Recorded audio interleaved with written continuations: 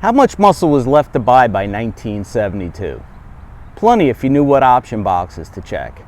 I'm Muscle Car Campy, and we're here with a classic example of Chevrolet muscle from 1972, the SS with the 454 engine option.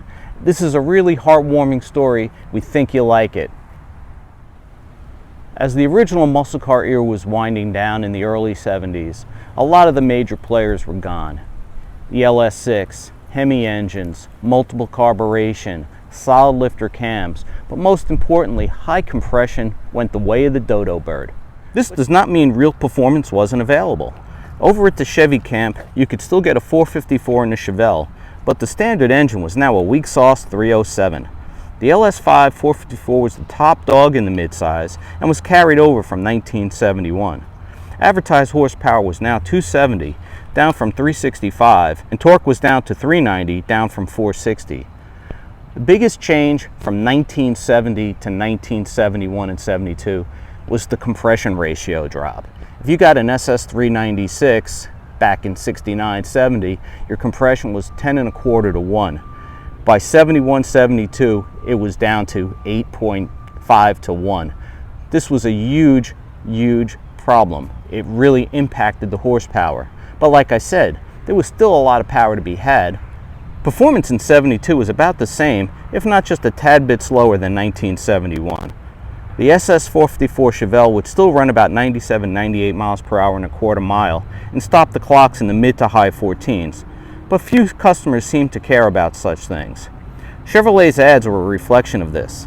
In 1969, it touted the SS396 as the class bully in its ads. By 72, it was all about family values and building a better way to see the USA. Chevelle sales were really robust in 1972. Almost 415,000 of them were sold. That was a massive amount of cars. Of that, though, just under 25,000 were SS models, and only 5,333 were 454s. I mean, it was a tough time to be a performance enthusiast, but it was a great time to be a Chevelle enthusiast. When you compare the 71 and 72 Chevelle, the easiest way to identify a 72 from the front, you had a single piece parking light lens at this point. In 71, the grille kind of was split down the middle. That divider was gone, so you had, again, kind of a unifying theme. One piece parking light lenses, and the grille did not have the chrome divider in the middle. That's the easiest way to tell a 71 from a 72.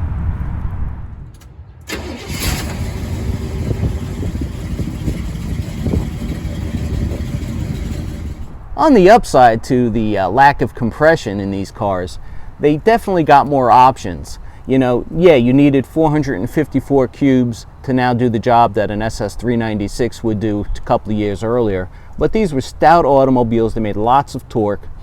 Kelly Lanford of Florida owns this piece of equipment, and he's only the second owner. And what I like about this car, aside from having the top dog engine for 1972, it's also equipped with air conditioning, and you could see under the hood, it's still pretty original. Hi, I'm Kelly Lanford. This is my 1972 Chevelle 454 SS. I've been around this car since I was a very young child. My dad was the mechanic for the gentleman that owned the car. He was a Korean and Vietnam veteran in the Army. So he bought this car originally at Ross Chevrolet in St. Petersburg in 1972 when he came back from Vietnam.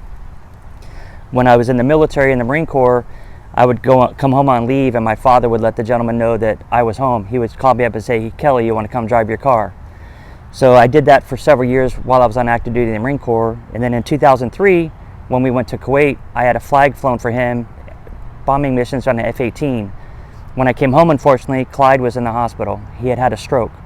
I showed him the flag and the certificate, and he had tears coming down his eyes because he couldn't talk. A couple days later, he passed away. His wife called me about a month later and asked me to come over to the house, so I did. When I got there, she sat me down at the kitchen table and handed me the title to the Chevelle. And I asked her, I said, "Janice, do I owe you any money for the car?" She said, "Nope, Clyde wanted you to have the car. I want you to have the car." So this car is very special to my family. Since I inherited in July of 2003, I've done a cosmetic restoration, nothing major, but this is how it sits after me having it for almost 20 years. It's a joy to drive. Everybody says, "Oh, but it's not an LS6 car," but this LS5 will put you back in the seat if you put your foot in the pedal. All right, so the car is a 454 LS5 car. It's a factory air car. It's got all the rally gauges. It's got a turbo 400 automatic. It's got the horseshoe shifter like everybody likes, and it's got the rally stripe package on it. All right, so I've been around this car since I was about 5 or 6 years old. That's the first time I was put in the back seat with my father and Clyde Ford, who was the original owner of the car. To me, that was a blast that I'll never forget. Sitting in the back of this seat with grinning from ear to ear, having Clyde floor this thing and try to put me into the trunk, that was one of my best memories as a child. And over the years, as like I said, as I drove it when I was on active duty, and I would come home and he'd tell me to come drive it, this car has always been a fun part of my life. Kelly, you must have been completely shocked when Clyde's wife turned the title over to you. Did you have any idea that was even a possibility? Yeah, when I was younger, Clyde would always say that when he was done with the car that I would get it, but with everything that was going on, at the end, Clyde got a little bit disenfranchised, and he actually had the car for sale, so I wasn't sure if it was still going to be around. And when Clyde died, I hadn't seen it in a while, so I thought it might have already been gone. Okay.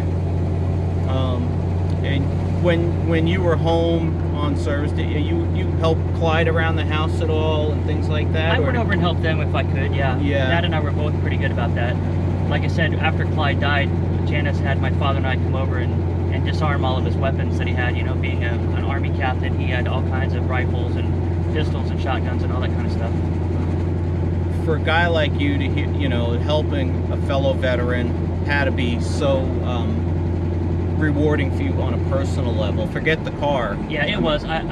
Those guys were so sweet, especially Janice. Janice was a nurse. She was about 4'9" maybe, and she would do anything for anybody. She'd give you the shirt off her back and everything. He knew that I would take good care of the car and that I wouldn't get rid of it. He knew how much sentimental value there were in things. He saw how I kept my '67 Pontiac Le Mans. He knew how well I took care of cars. So that's a big part of why he wanted me to have the car as well, I believe. I have 3 old muscle cars, well, two muscle cars and a Corvette, and everywhere I go, people are all goo goo gaga over the Chevelle. The heck with the split window Corvette, the heck with the Pontiac Le Mans. Everybody likes this for some reason. I'll take the split window Corvette if you know you're tired of people not caring about it. Yeah, no, that was Mom's car, so that's not going anywhere. But like I said, even my little sister, this is her favorite car of the cars that I have. She always says that when something happens to you, this car better go to me. So this will always, in some ways, it'll always be Clyde's ride, right? It will. Like I told you earlier, we already made a sign for the Corvette. My wife called my mom Mama Bear, so the sign for that for car shows is Mama Bear's ride. When I do the sign for this one, it's going to say Clyde's ride. So yeah, this will always be Clyde's car. Nice.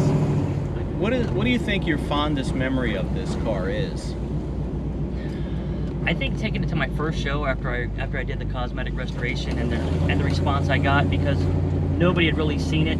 You know, Clyde didn't take it to car shows, and it just been in his yard for all those years, and nobody had really seen it. I'm like, this car has always been in Bradenton, and they're like, well, I've never seen it before. And then I was there, and there was a kid that grew up on Clyde Street, and he said he always used to go down and ask Clyde to start the car up for him so he could listen to the big block rumble.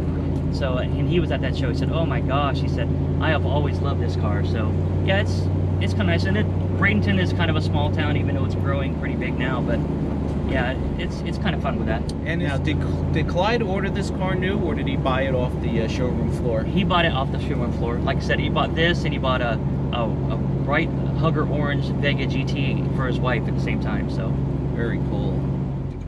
And Kelly, thank you for sharing this great car with Muscle Car Campy's audience. We really appreciate it, and take good care of Clyde's ride for him. And you know what? You enjoy it now to the max too, because realistically, it's Kelly's ride just as much now. Right.